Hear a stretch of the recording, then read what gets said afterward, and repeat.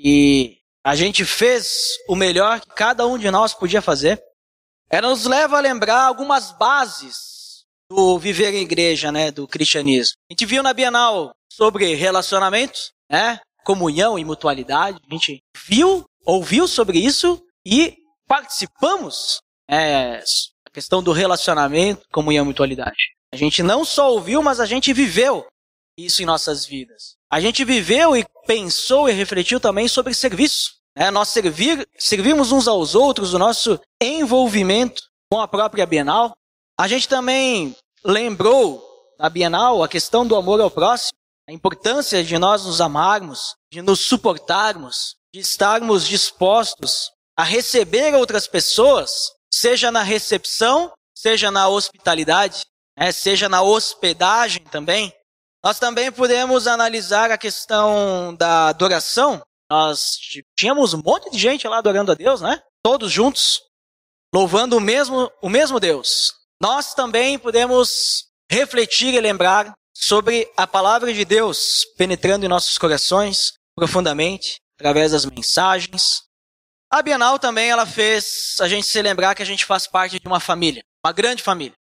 Uma família que não é qualquer família, mas é a família de Deus. E se a gente entender bem isso, e a gente der continuidade, se a gente estiver prontos para outra, eu tenho certeza que a Bienal ela terá sido mais do que apenas um evento. É um evento que aconteceu, um evento que apareceu em nossas vidas e a gente participou. Vai ser muito mais que isso.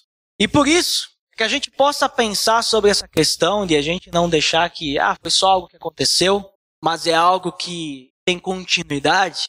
Nós vamos responder 3 perguntas. Nós vamos refletir sobre essas perguntas e responder através da palavra. Primeira pergunta, o que é a família de Deus? Eu falei que a gente esteve reunido lá com uma grande família, mas o que é a família de Deus? O que significa ser parte da família de Deus? Como é que vive a família de Deus?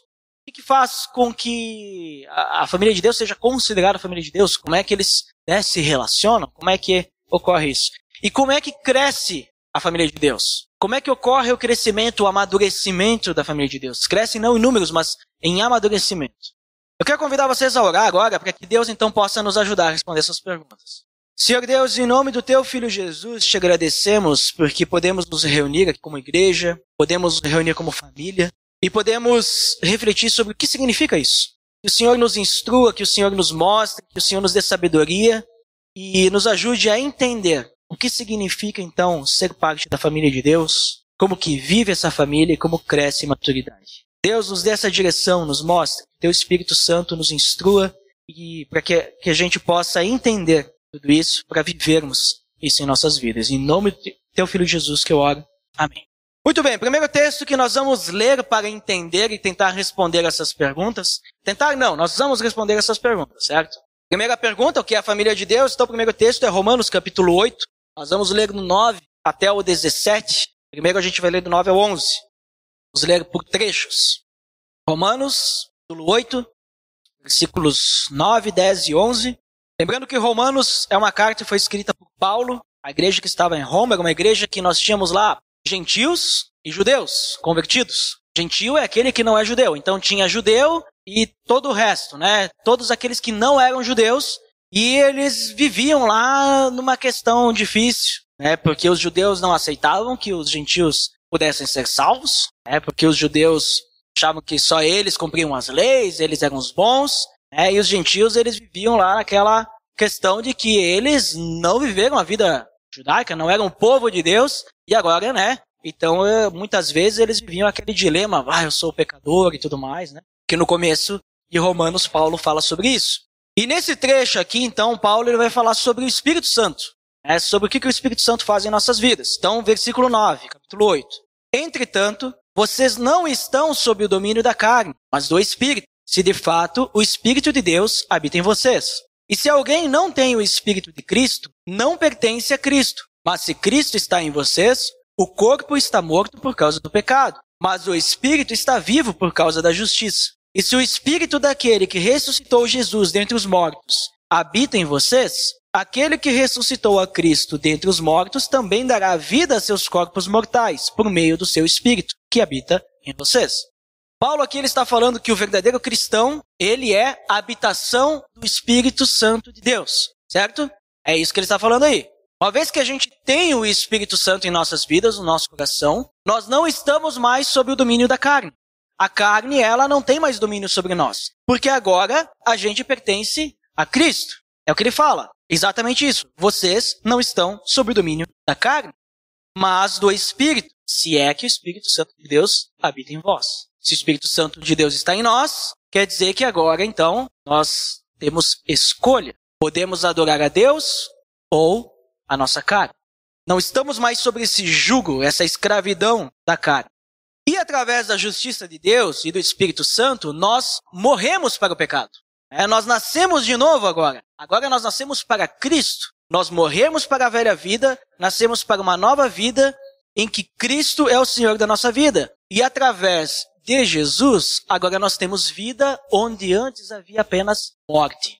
Onde antes a gente vivia, então, para a vontade da nossa própria carne, vivíamos para o pecado. Esse Espírito que ressuscitou Jesus pode muito bem nos ressuscitar também. Ou seja, essa ideia de morrermos para ver a vida, nascermos de novo. Versículos 12 ao 14, ele vai continuar. Portanto, irmãos, estamos em dívida, não para com a carne, para vivermos sujeito a ela. Pois se vocês viverem de acordo com a carne, morrerão. Mas se pelo Espírito fizerem morrer os atos do corpo, viverão. Porque todos os que são guiados pelo Espírito de Deus são filhos de Deus. Então, por causa do Espírito Santo nas nossas vidas, a gente não é mais obrigado a obedecer aos impulsos da carne. E nem eu falei, nós não estamos mais sob domínio. Então, nós não somos obrigados a obedecer a esse impulso. Nós não somos mais obrigados a cair na tentação. Nós não somos mais obrigados a fazer só o que a carne diz para a gente fazer. Agora nós temos essa liberdade. Então, a gente não deve nada mais para a nossa natureza decaída. A gente não deve nada, é isso que ele diz. Estamos em dívida não para com a carne. Não devemos nada para a carne. Porque se a gente está em dívida para a carne, se a gente viver para a carne, a gente vai morrer. Mas se a gente viver pelo Espírito, nós viveremos. Teremos vida, e vida em abundância. Então, antes nós vivíamos para o pecado. Tudo que a gente queria fazer era errar o alvo. Tudo que a gente queria fazer era contrário à vontade de Deus. Tudo que a gente queria fazer era algo que Deus não aprova. Tudo que a gente queria fazer era a nossa própria vontade. Só que o pecado não é mais o que guia a nossa vida. Agora é o Espírito Santo que nos guia e nos dá vida. O Espírito Santo agora é quem nos dá a direção da nossa vida. Mais que isso, mais importante desse trecho que a gente acabou de ler. Quem é guiado pelo Espírito Santo é filho de Deus. Quem é guiado pelo Espírito Santo é filho de Deus. Versículo 14. Porque todos os que são guiados pelo Espírito de Deus são filhos de Deus. Não porque já éramos da família de Deus antes, mas porque ao recebê-lo, ao crer em seu nome, nós tivemos o direito de nos tornarmos filhos de Deus. João 1,12. Então agora nós temos esse direito de nos tornar filho de Deus. E nós fazemos parte dessa família. Versículos 15 ao 17. Pois vocês não receberam o Espírito que os escravize para novamente temerem, mas receberam o Espírito que os torna filhos por adoção, por meio do qual clamamos, Abba. O próprio Espírito testemunha ao nosso Espírito que somos filhos de Deus. Se somos filhos, então somos herdeiros. Herdeiros de Deus e co-herdeiros com Cristo, se de fato participamos do seu sofrimento, para que também participemos da sua glória. Antes, vivíamos mortos espiritualmente e escravizados. Ele diz agora, esse Espírito não é um Espírito que vai escravizar vocês, para vocês temerem dessa forma, ficarem com medo, como era antes, sem uma opção de escolha. Antes nós vivíamos assim. Antes nós tínhamos uma vida moldada pelo pecado. Mas agora nós temos um Espírito em nosso coração que nos liberta. Um Espírito que nos torna filhos por adoção. Antes nós éramos órfãos. Antes nós estávamos aí pelo mundo, seguindo a vontade da carne. Mas Deus, em seu amor e misericórdia, Ele foi lá, nos tirou do pecado, nos limpou, nos lavou, nos tornou puros e nos tornou filhos por adoção. E agora nós somos filhos de Deus. E é importante a gente lembrar uma coisa que faz ainda maior esse amor de Deus. Deus, Ele não precisa da gente. Deus, Ele não precisa de mim e não precisa de nenhum de vocês. Deus, Ele não precisa da gente que a gente o adore. Deus, Ele é suficiente em si mesmo. Deus não precisava ter criado as coisas. Mas Deus, Ele nos ama. Deus, Ele ama a sua criação. E por isso, Ele salva.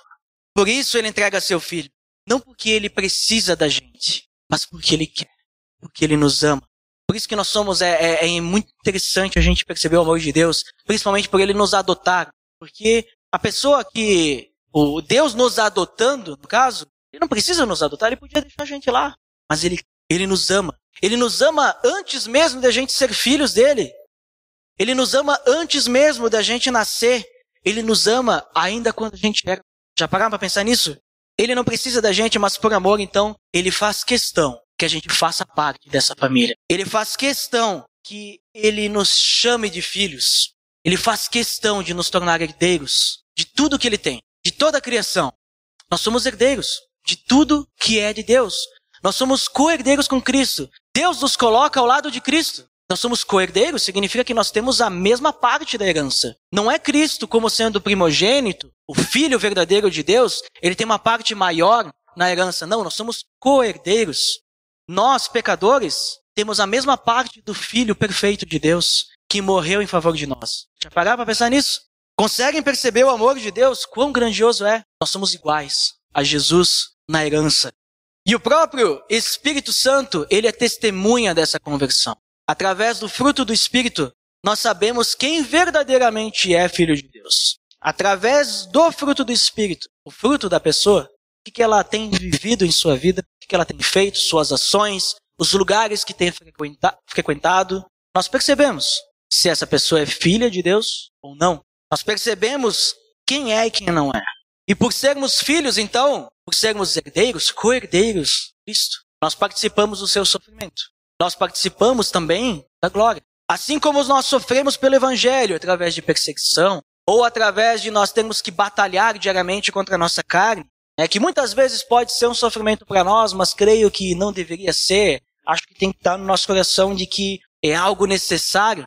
Nós vamos participar também, então, das bênçãos de Deus, da glória futura. Participaremos, então, da própria glória de Deus, estaremos presentes nela. Mas precisamos lembrar que devemos realmente viver como os filhos de Deus. Se somos herdeiros, se somos parte dessa família, precisamos então viver de uma forma como o filho vivia. Porque todo aquele que nele permanece não está no pecado. Vamos ler isso em 1 João. Em 1 João capítulo 2, versículo 6, diz: pois aquele que afirma permanece nele deve andar como ele andou. Aquele que diz que tem Jesus Cristo em sua vida deve andar como Jesus Cristo andou, ser semelhante a Cristo. Então como é que podemos dizer que somos filhos de Deus, somos co-herdeiros com Cristo, se não vivemos como Cristo? Temos o mesmo Espírito Santo que Jesus tinha, mas não vivemos como Jesus viveu. Então a família de Deus, ela é composta de todos os filhos de Deus. Ela é composta de todos nós. Isso é a família de Deus. Isso nos faz irmãos. Isso nos faz, assim como somos co-herdeiros com Cristo, somos co-herdeiros juntos. Cada um de nós tem a mesma porção. Temos a mesma herança, herdaremos tudo que é de Deus. Assim como Cristo, assim como cada um de nós teremos, então, essa herança. E nós podemos, então, começar a entrar no ponto de como vive a família de Deus. Sabemos, então, que a família somos nós. Todo aquele que crê em Cristo Jesus, que recebeu Ele em sua vida, é filho de Deus. Então faz parte da sua família por adoção. Agora, como vive essa família? Será que essa família é como as nossas famílias, que muitas vezes é mais para lá do que para cá, né? Porque somos diferentes e tal? Vamos abrir em Atos, capítulo 2, é um texto conhecido de vocês. A gente vai perceber que sim, a família de Deus também é diferente. Todos são diferentes. Mas a gente vai perceber que eles não são mais para lá do que para cá. Apesar de serem pessoas diferentes, eles vivem em unidade. Atos 2, 42 a 47. Creio que todos conhecem já esse texto, é muito falado. E é um texto que a gente precisa conhecer bastante. Então é até bom repetirmos, né? Para nos lembrarmos sempre. Atos, capítulo 2, versículos 42 até o 47. Diz o seguinte: eles se dedicavam ao ensino dos apóstolos e à comunhão, ao partir do pão e às orações. Todos estavam cheios de temor, e muitas maravilhas e sinais eram feitos pelos apóstolos. Os que criam mantinham-se unidos e tinham tudo em comum. Vendendo suas propriedades e bens, distribuíam a cada um conforme a sua necessidade. Todos os dias continuavam a reunir-se no pátio do templo. Partiam o pão em suas casas e juntos participavam das refeições com alegria e sinceridade de coração, louvando a Deus e tendo a simpatia de todo o povo. E o Senhor lhes acrescentava diariamente os que iam sendo salvos. A família de Deus, aqueles que são crentes em Cristo Jesus, os irmãos, filhos de Deus adotados por adoção, né? Filhos de Deus por adoção, ela se dedica primeiramente ao ensino das Escrituras, ao estudo das Escrituras. Vemos no versículo 42. Eles se dedicavam ao ensino dos apóstolos. Então, o primeiro ponto que a gente percebe é que a família de Deus se dedica à palavra de Deus, a conhecer esse Deus, a saber como ser semelhante a Cristo. Próximo ponto, eles se dedicam ao compartilhar dos recursos. Sejam esses recursos alimento, seja esses recursos financeiro, ou qualquer outro tipo de recurso, né? Eles não se prendiam aos bens materiais. Eles tinham todas as coisas em comum. É o que vocês leem aí, né? Tinham tudo em comum. O que isso significa? Significa que o que é meu, não é meu. Mas eu posso emprestar para as outras pessoas da minha família de Deus. Eu posso usar esses bens materiais em prol das outras pessoas também. Significa que eles compartilhavam. Eles não ficavam presos, isso aqui é meu e pronto, não vou dividir com ninguém. A gente viu bastante isso na Bienal, né? Não sei se vocês se recordam, se vocês tiveram experiência. Mas a gente viu várias pessoas compartilharem suas casas. Por exemplo, eu tenho minha casa, ou meu apartamento, não sei, e é meu apartamento. Ninguém vai entrar aqui. Esse seria o errado, mas a gente viu o contrário. Não, é meu apartamento, é minha casa, eu tenho aqui um quarto sobrando, ou tenho um colchão que dá para colocar aqui na sala, algum lugar, e eu vou receber pessoas, eu vou compartilhar. Essa casa não é minha, essa casa pertence a Deus. E por pertencer a Deus, pertencer a essa família, eu vou compartilhar com outras pessoas dessa família, né? Ou, por exemplo, eu vi várias pessoas compartilhando seus carros, né? Dando carona, levando daqui, levando para lá, indo aqui, indo lá, né? Também é compartilhar. O carro não é meu. O carro pertence à família de Deus. Percebem aqui a questão? Não é que a gente tem que pegar e entregar para a igreja as coisas. Vou vender, vou dar para a igreja o dinheiro. Coisa... Não, não é isso. Mas o que é meu não pertence a mim. Pertence à minha família. Assim como quando a gente vive numa casa que tem uma família grande, sei lá, o casal, 3 filhos. A casa não é só do marido, né? Ou da esposa. A casa é da família toda. E todos vivem lá. É compartilhado aqueles recursos, né? Tem lá um fogão, é compartilhado por todos, porque todo mundo come do fruto daquele fogão. Tem uma geladeira, todo mundo usa, né? Tem o alimento lá, todo mundo come junto. Então assim é a família de Deus. É a mesma coisa. Nós compartilhamos os nossos recursos, eles tinham tudo em comum. Eles não se prendiam aos bens materiais. Eles usavam suas coisas pelo bem do outro. E falando em comida, né? Eu falei de geladeira. Eles também compartilhavam as suas mesas. E eles participavam juntos das refeições com alegria e sinceridade de coração. O único foco deles era Cristo. Eles não se preocupavam se estavam dividindo a mesa com uma pessoa que era de outra classe social. Eles não se preocupavam de compartilhar a sua mesa, dividir o alimento com pessoas de índole duvidosa. Eles compartilhavam. Eles não faziam acepção de pessoas. Eles partiam o pão nas suas casas com alegria e sinceridade de coração. O foco deles era Cristo. Queremos que Deus seja glorificado. A família de Deus, ela também se dedica à oração, né? Se dedicava ao ensino, comunhão, partir do pão, às orações. Eles oravam uns pelos outros. A família de Deus ora, uns pelos outros. É importante também a oração, nós nos relacionarmos dessa forma, se importarmos através da oração. A família de Deus, ela é fiel e temente a Deus. A família de Deus, ela é fiel e temente a Deus. A família de Deus, ela se dedica a se reunir, a congregar, estar aqui como estamos hoje, para que possam se relacionar, para que possam aprender juntos, para que possam louvar ao Senhor juntos. A família de Deus, ela é reconhecida pela comunidade. Vocês viram o que ele diz ali? Que eles louvavam a Deus, louvando a Deus, eles tinham tudo em comum, partiam o pão em suas casas, louvando a Deus e tendo a simpatia de todo o povo. O 47. A família de Deus é reconhecida pela comunidade, porque o testemunho da família de Deus é ótimo e reflete o amor de Deus. O testemunho da família de Deus deve refletir o amor de Deus. Se a comunidade não percebe o amor de Deus, não é família de Deus. Porque o amor de Deus está na família de Deus. E nós temos que ter isso, sinceridade de coração nos nossos relacionamentos. E nós temos que ter a simpatia de todo o povo. Nós não podemos ser conhecidos como uma família um grupo, uma comunidade, uma igreja por coisas ruins. Aquela igreja que faz muito barulho e não deixa a gente dormir, não deixa a gente descansar. É aquela igreja lá que o pessoal lá se reúne, parece que é muito legal. Mas volta e meia eu conheço alguém aí que está falando mal da própria igreja. É uma igreja aí que o pessoal eu vejo aí, uma vez eu fui comprar com o cara lá, ou ele veio comprar comigo e não me pagou até hoje.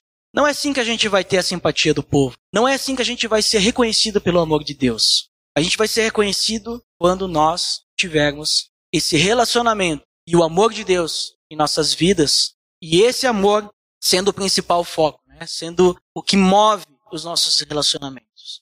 Então, nós fazemos parte dessa família, mas nós temos vivido assim? Temos vivido assim? A gente viu como é que vive a família de Deus, ela vive dessa forma. Será que a gente tem vivido assim? Eu já fiz alguns comentários, a gente percebe que, pelo menos pelo testemunho da Bienal, a gente vive assim. A gente viu muitas coisas boas da Bienal, né? Eu percebi que alguns ainda estão com alguma dificuldade, né, de serem moldados pelo Espírito Santo. Algumas pessoas, né, faltaram com amor, faltou com submissão, faltou com interesse. Mas assim, essas pessoas são 2 ou 3. Né? O nosso foco aqui, quem merece o foco são todos os outros. Todos os outros que realmente se envolveu, a grande maioria. Não são aqueles 2 ou 3, né, que tentaram puxar para trás, mas a grande maioria que somou, né, se envolveu, se engajou, que vestiu a camisa, né, que suou para estar lá. Até porque eu fiquei sabendo lá que eu não conseguia muito sair lá da parte lá do computador, né? Mas lá na Rua Coberta tava bem quente, né? Tava faltando um ar-condicionado.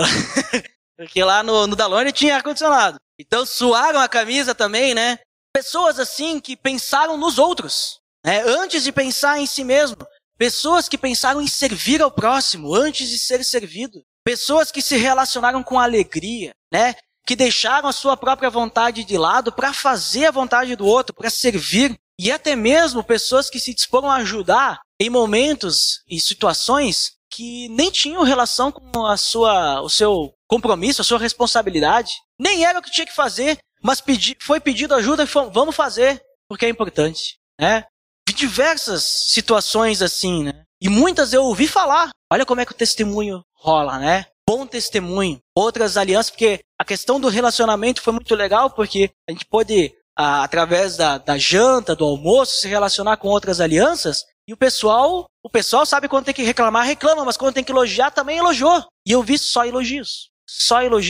E outro ponto positivo que eu achei foi que teve fila para o almoço e para a janta, que aí na fila deu para se relacionar mais um pouco, né? Eu pude me conversar com outras pessoas na fila. E aí passou rápido também, porque não parecia que estava esperando, com fome. Não, passou rápido porque a gente estava conhecendo outras pessoas, né? Então percebam assim como que o nosso bom testemunho, quando a gente quer se envolver, quando a gente serve, pessoas vão ser abençoadas com nossas vidas. Pessoas vão receber essa forma de servir, esse amor. Conseguem perceber isso? Isso foi muito legal. Todos, a grande maioria se envolveu sem queixo.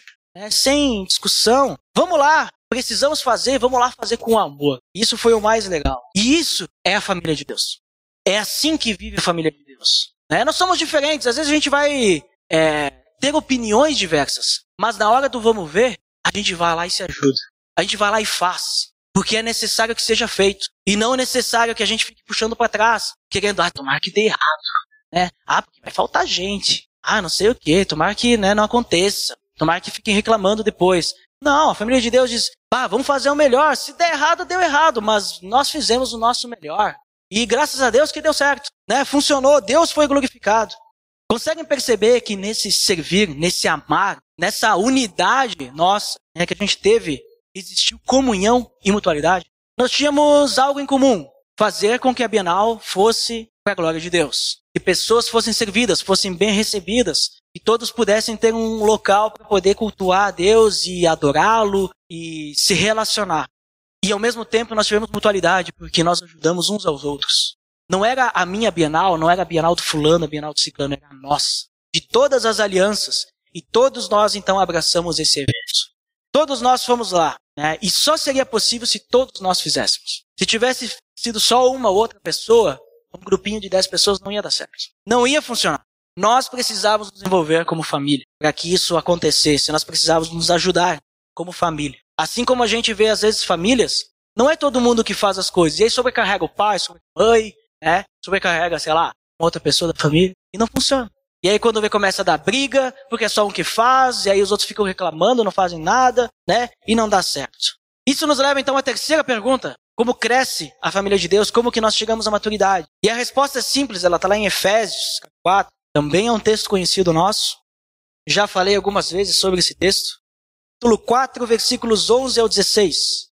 Efésios 4, 11 ao 16. E ele designou alguns para apóstolos, outros para profetas, outros para evangelistas e outros para pastores e mestres, com o fim de preparar os santos para a obra do ministério, para que o corpo de Cristo seja edificado, até que todos alcancemos a unidade da fé e do conhecimento do Filho de Deus, e cheguemos à maturidade, atingindo a medida da plenitude de Cristo. O propósito é que não sejamos mais como crianças, levados de um lado para o outro pelas ondas, nem jogados para cá e para lá por todo o vento de doutrina, e pela astúcia e esperteza de homens que induzem ao erro. Antes, seguindo a verdade em amor, cresçamos em tudo naquele que é a cabeça, Cristo. Dele todo o corpo ajustado e unido pelo auxílio de todas as juntas, cresce e edifica-se a si mesmo em amor, à medida que cada parte realiza a sua função. Cada um de nós tem funções na família de Deus. Estava tudo muito bonito, muito legal, mas tem trabalho para fazer. Assim como uma família normal. Uma família normal, né, é uma família que é equilibrada, assim, divide as tarefas, né? Vai ter uma pessoa que vai fazer a comida, outra que vai lavar a louça, outra que vai secar a louça, sei lá. Um que vai varrer. E aí a gente vai perceber que separando as tarefas não vai sobrecarregar uma única pessoa, que vai ter que fazer tudo, né? Além do que, às vezes a gente percebe que tem uma pessoa que cozinha melhor, e outra que sabe lavar a louça melhor, e outra que seca a louça melhor, né? Então, talvez aconteça isso, né? Nós vamos ter um cara profissional em lavar louça, outro profissional em secar louça, né? Ou não, né? Não sei, existem empresas que o pessoal lava louça, não sei se vocês sabem, né? E aí pode se considerar, eu sou um profissional lavador de louça. Pode não lavar muito bem, mas é profissional e ganha para isso. Mas a questão é que muitas vezes algumas pessoas vão ter algumas habilidades diferentes das outras, né? E vai poder fazer aquilo melhor. E para isso que serve a família. Deus faz isso em sua família com a finalidade do crescimento e edificação do corpo. Até que todos, versículo 13, até que todos alcancemos a unidade da fé e do conhecimento do Filho de Deus e cheguemos à maturidade atingindo a medida da plenitude de Cristo. Então a gente tem pessoas que são na família de Deus, né? Boas em fazer alguma coisa, outras que são boas em fazer outra coisa. Nós temos pessoas que são boas em evangelizar. Já tem outras pessoas que são boas em ensinar. E aí nós vamos ter aquele cara que ele não é bom em ensinar e nem evangelizar. Apesar de que evangelismo, tá? É bom citar, é para todos, tá? Todos nós temos que falar de Deus. Não é só para quem tem dom de evangelismo. Mas vai ter o cara que ele é bom em servir. Gosta de ajudar, ele está sempre disposto. Nossa, até sobra energia. Vai ter aquela pessoa que ela é boa em escutar. Vai ter uma outra pessoa que é boa em liderar. Então tem várias tarefas necessárias na família de Deus. Só que se ficar para uma pessoa só fazer, ela vai se sobrecarregar, né? Se ficar só para uma pessoa fazer, também ela não vai fazer direito os outros, porque Deus chamou ela para fazer tal coisa. Ela é boa naquilo, Deus preparou ela para aquela coisa, ela vai ter que fazer as outras coisas também. E ela não é tão boa. Às vezes a gente precisa ajudar, né? Precisamos servir para dar uma força. Mas a gente precisa estar envolvidos todos. Não pensem assim que ministério é só as coisas oficiais. Eu vou falar um pouquinho mais adiante sobre isso. Mas não pensem que é só isso. Evangelismo também faz parte da obra de Deus. Também é uma tarefa. Né? Evangelismo também é uma das tarefas da família de Deus. Mas o que importa é que a família de Deus ela tem essa finalidade, como eu disse, para edificação e crescimento do corpo. Até que todos atinjam a plenitude de Cristo. Nós temos que seguir essa verdade, que é Deus em amor. Nós temos que crescer em Cristo. A nossa submissão está nele, está em Jesus. Mas esse crescimento ele não vai acontecer individualmente, de forma saudável. Não vai acontecer. Uma vez que a gente é um corpo, nós somos famílias de Deus, nós precisamos crescer junto. O corpo ele não cresce sozinho, um membro de cada vez. Ele cresce em unidade. Assim é a família. A família precisa crescer todo mundo junto. Porque senão algumas pessoas vão ficar para trás. Por isso que o versículo 16, ele responde bem a pergunta que nós temos. Como cresce a família de Deus, né? Como que ela cresce em maturidade? Versículo 16, dele todo o corpo, ajustado e unido pelo auxílio de todas as juntas, cresce e edifica-se a si mesmo em amor na medida em que cada parte realiza a sua função. Na medida em que cada parte realiza sua função. Não é que algumas partes fazem sua função. Todo o corpo cresce com o auxílio de todas as juntas, não só de algumas. É à medida que cada parte realiza a sua função. Então, o corpo ele só vai crescer. A família de Deus ela só vai crescer em maturidade quando cada um de nós realiza a sua função. Só quando cada um de nós que possui o Espírito Santo no coração, lembra o primeiro texto de Romanos, né? O que nos torna filhos de Deus, né? Por isso que a gente é filho de Deus. Só quando cada um que possui o Espírito Santo no seu coração fizer o que o Espírito Santo manda. Só quando a gente fizer a vontade de Deus. Se a gente for rebelde e a gente não fizer a nossa função, hoje eu não quero fazer isso. Ou não vou querer fazer nada, eu quero só sugar. O corpo não vai crescer. Guarde bem isso.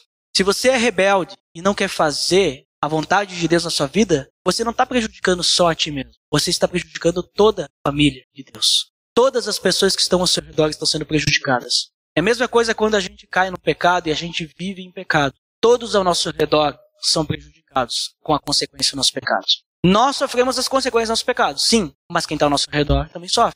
Lembra que eu falei antes da questão do testemunho da igreja? Se nós sairmos ali fora e darmos mau testemunho, não é só o fulano que está dando mau testemunho. É o fulano, filho de Deus, que está dando mau testemunho. Sabem por que a igreja hoje, a igreja evangélica, tem esse mau testemunho? Porque tem alguns que se dizem cristãos evangélicos que dão mau testemunho. E por causa disso, todos os cristãos são mentirosos, são hipócritas. E assim é. Então, não pense que o seu pecado ou a sua rebeldia vai ficar só em você. Você faz parte de uma família, né?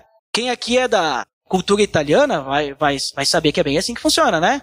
Se o fulano, o filho do ciclano, faz alguma burrada aí, sei lá, foi preso, olha só a família do ciclano lá, né? Que triste. Não tô falando do fulano, é da família do ciclano, né? Estragou a família, destruiu a família. Assim é com a família de Deus. O nosso pecado não respinga só em nós, respinga em todos ao nosso redor. A nossa rebeldia da mesma forma. Então, quando a gente fizer o que o Espírito Santo manda, então a gente vai estar crescendo. Se a gente não fizer a nossa função, nós vamos fazer falta. Família de Deus, para o crescimento do corpo, nós vamos fazer falta. Talvez uma outra pessoa vai ter que fazer o que Deus te preparou para fazer. E não vai ser bom para a família. Vai segurar o crescimento porque você está ficando para trás. E nós percebemos, mais uma vez, com a organização da Bienal, que nós conseguimos. Nós podemos viver dessa forma. Se você acha que a gente não consegue, a gente consegue. A gente pode. Se a gente organizou um evento desse tamanho, um evento lá onde tinha, quase 900 pessoas, no mesmo local, louvando a Deus, sendo edificadas, se relacionando, sendo recepcionadas com excelência, vocês acham que a gente não vai conseguir fazer algo em menor escala? Vocês acham que a gente não vai conseguir atingir esse bairro? Vocês acham que a gente não vai conseguir servir uns aos outros aqui na celebração? Façam o cálculo. Tinha quase 900 pessoas lá. Vamos dizer que a gente é em 100 aqui. Cada um de nós... a gente tem que diminuir 100, né? Então cada um de nós é responsável por praticamente 8 pessoas. Cada um de nós. Servindo 100 pessoas. É isso que eu estou arredondando para baixo, né? Porque nós somos em mais, né? Então a gente percebe que com essa organização que a gente pode. Cada um fez a sua função na Bienal. Que eu disse, teve alguns que não entenderam essa ideia, né? Essa visão de nós nos auxiliarmos, de nós usarmos essa Bienal para ser um crescimento nosso também. Para ser um crescimento em comunhão e mutualidade entre nós também. Alguns não fizeram, mas não é o foco. O foco é que nós juntos nós cumprimos o papel. Nós cumprimos a proposta de fazer com que a Bienal não fosse apenas uma reunião de alianças. Não fosse apenas lá um evento em que as alianças iam até lá, ia ter um cara falando, nós ia cantar algumas músicas, depois ia todo mundo embora, e a gente não ia conhecer ninguém, né? Como às vezes acontece quando a gente faz algum tipo de integração assim, né? Não, a gente cumpriu a proposta que fosse um evento que glorificasse a Deus através da programação da Bienal e dos relacionamentos. Através do nosso serviço. Eu tenho certeza que Deus foi glorificado. Isso eu não tenho dúvida. E eu quero motivar vocês a não parar. Nós temos que estar pronto para a próxima. E a próxima é agora. A próxima é agora. É aqui. Nós temos que continuar nesse pique. Nós temos que nos manter motivados, continuar com esse compromisso com a família de Deus. Se nós tivermos compromisso com a família de Deus para um evento, a gente pode ter sempre. A gente pode viver com esse compromisso. Se todos nós pensarmos em servir uns aos outros antes de sermos servidos aqui dentro, já estamos anos-luz, né, adiante, assim, para vivermos uma família perfeita em Deus. A gente está sempre pensando no outro. Servir antes de ser servido. Por exemplo, pessoal da recepção. Que hora o pessoal da recepção chegou lá na Bienal, lá no sábado? Alguém pode me falar? Fábio, que horas que tinha que estar lá o pessoal da recepção? 12:30. Recepção começava 1h da tarde, né? É isso? Meia hora antes. E se a gente começar a chegar aqui, não precisa ser meia hora, mas, sei lá, 15 minutos antes da celebração. Já pensaram? A gente pode se receber uns aos outros. Se tiver alguém que traz algum visitante, o visitante vai chegar aqui, vai ver várias pessoas, vai ser recepcionado. A gente vai estar aqui e a gente está só esperando para começar mesmo, né? Então vamos poder receber a pessoa, vamos poder nos relacionar. Olha só que legal. Foi fácil chegar lá meia hora, vamos dizer assim, né? Então 15 minutos aqui é tranquilo também. 15 minutos antes. Já pensaram? É 15 minutos. Se organizar um pouquinho mais. 15 minutos, e não é 15 minutos a menos do teu domingo, mas é 15 minutos a mais que você vai investir nas pessoas da sua família. A família de Deus, né? Uma motivação. É só um exemplo, né? Que a gente pode fazer para que a gente possa manter essa visão da Bienal. Que a Bienal não seja só um evento, mas tenha continuidade, né? Aquilo que a gente viveu, que a gente continue vivendo. A gente não pense assim, foi cansativo. Não, estamos vivendo a família de Deus. Se você fez algo diferente lá, você gostou de fazer, nunca tinha feito isso, eu fiz tal coisa, nunca tinha pensado que ia ser legal. Talvez fala com o líder desse ministério, né? Falei que ia comentar sobre o ministério. Fala com o líder desse ministério. Vê com ele o que é necessário para fazer parte daquilo que tu fez. Né? Se tem que fazer algum tipo de treinamento, se tem que ter algum pré-requisito, talvez tem que passar pela maturidade, se você ainda não passou, né? Conversa. Não só isso, não só ministérios. Como eu disse, não é só ministérios que a gente tem, mas visite outras pessoas. Você recebeu pessoa na sua casa, receba outras pessoas, convide. Vem lá tomar um café, vem lá em casa almoçar, tá? Né? Ou vem lá bater um papo, sei. Ou vai na casa da pessoa, quer conversar contigo, quer compartilhar algo que aconteceu no meu trabalho. Tive algo muito legal essa semana, quer compartilhar contigo, vai visita a pessoa. Sei, né? Isso também faz parte de vivermos família, termos comunhão, mutualidade. Então, há muitas coisas que a gente pode fazer para que a gente possa ser uma família completa, então a gente precisa estar saudáveis em todas as áreas. Temos várias áreas. E não é só serviço, eu falei bastante de serviço, né, nós fazermos, mas eu citei também essa questão de visitar e tal, porque a parte da comunhão também é uma área que é importante para a igreja. Para a gente não ficar só aqui, estudo, louvor, e isso vira a nossa família. Não, nossa família não é só isso. Tem a parte da comunhão também, do relacionamento, tem a parte do servir, né? Servir uns aos outros, servir aqui, servir na casa de alguém, ajudar alguém, o cara vai fazer uma mudança, vou lá ajudar, né? Sei lá, a gente servir com nossos recursos, ajudar a dar uma carona, não sei como eu falei na outra vez. Não só isso, o evangelismo é importante. Precisamos falar de Cristo para as pessoas que não conhecem a Cristo. É muito importante essas coisas, né? E nós precisamos ser saudáveis em todas essas áreas para sermos família. Senão nós vamos estar sempre com alguém doente, né? E aí vai ser complicado. Então, aproveitando, eu comentei que uma das coisas lá na igreja de Atos que eles faziam era oração. Né? Eles se reuniam para o ensino, para a comunhão, para as orações. Então, vamos aproveitar esse momento. Vamos aproveitar esse momento para orar, né? Para que a gente possa orar uns pelos outros. Isso é algo importante, é algo que nos une. Então, aí no seu lugar mesmo, reúne aí 2, 3, vamos ter uns 5 minutinhos aí para a gente poder orar uns pelos outros. Talvez a gente chegou aqui na hora que começou, a gente não pôde conversar com ninguém. Então, fale da sua semana, compartilhe o que você quer que ore. Aproveite esse momento, então, para orar e compartilhar as suas necessidades e o que você quer que Deus te mostre. A gente já acabou de orar. Vamos baixar nossas cabeças mais uma vez. Senhor Deus, em nome de teu Filho Jesus, nós te agradecemos porque o Senhor tem sido grandioso e maravilhoso. Nós não merecemos isso, Senhor. Nós não merecemos teu amor, nós não merecemos a tua misericórdia, nós não merecemos o que o Senhor fez com teu Filho na cruz. Nós não merecemos nada, Senhor, mas mesmo assim se entregou por nós, mesmo assim tu nos ama, mesmo assim tu faz tudo por nós, Senhor. E nós somos gratos por isso e te pedimos que o teu Espírito Santo, que vive dentro de cada um de nós, ele nos instrua, ele nos dê sabedoria, nos dê força, porque nós sabemos que não conseguimos vencer o pecado, senão através do teu poder, Senhor. Apenas o Senhor venceu o pecado. Então, Deus, nos ajude com isso, para que a gente possa realmente sermos filhos. Filhos que te alegram, filhos que fazem a tua vontade. Deus nos ajude a viver em família e mesmo que tenhamos diferenças, mesmo que nós não sejamos perfeitos, que possamos viver em unidade, viver com comunhão, mutualidade, possamos servir uns aos outros, amar uns aos outros, suportar uns aos outros, perdoar uns aos outros, e possamos viver como teu filho viveu. Porque se a gente afirma que temos a Cristo em nossos corações, temos que viver como Ele viveu. E te pedimos isso, Senhor, nos dê essa paz no coração para podermos confiar em Ti. Nos dê essa alegria que só vem de Ti, Senhor. Nos dê esse amor, essa paciência. Senhor, que o nosso fruto seja o fruto do Teu Espírito Santo e que possamos dar um bom testemunho através de nossos relacionamentos. E que o que a gente viu na Bienal, o que a gente viveu, o que a gente se esforçou e tudo mais, se talvez a gente sofreu de alguma forma, que seja contínuo, Deus. Que isso possa servir como algo demonstrando que a gente é capaz. Que quando a gente se entrega a Ti, a gente pode fazer qualquer coisa. Inclusive, a gente pode se doar pelo próximo. A gente pode servir pessoas que a gente nem conhece. A gente pode receber em nossas casas e tratar como família pessoas que a gente nunca viu na nossa frente. Que possamos viver dessa forma entre nós e que esse amor que nós vivemos possa atingir as pessoas que nos cercam, que elas conheçam o verdadeiro Evangelho. Em nome do Teu Filho Jesus que eu oro, Senhor. Nos ajude, nos dê sabedoria e nos dê principalmente o Teu amor. Amém.